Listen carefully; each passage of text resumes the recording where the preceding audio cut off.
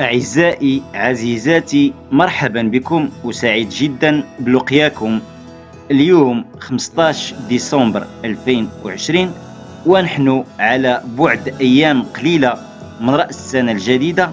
أتمنى لجميع المتابعين سنة جديدة إن شاء الله مليئة بالأفراح والمسرات.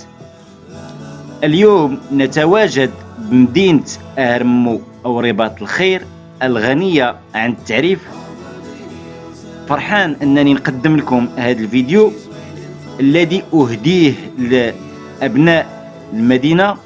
سبق لي درت فيديو على أهرمو، وبعض الإخوان عاتبوني على أنني ما صورتش لاغار والبوست والجرف وزلول إلى آخره من المناطق، ولهذا ارتأيت أنني ندير هذا الفيديو اللي كنتمنى أنه يروخكم، وكنتمنى أنني نكون عند حسن الظن ديالكم.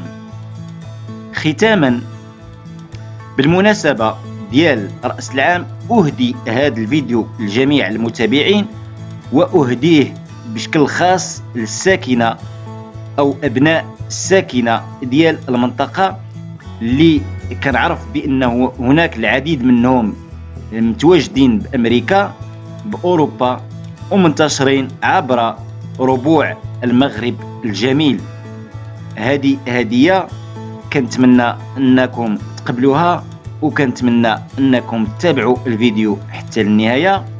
الفيديو إن شاء الله غادي يكون مليء بمناظر جميلة من لاغار، من البوست، من الفيلاج وزلول إلى آخره. ختاما، أتمنى لكم التوفيق في الحياة ديالكم، والسلام عليكم ورحمة الله، وإلى لقاء آخر في فيديو آخر.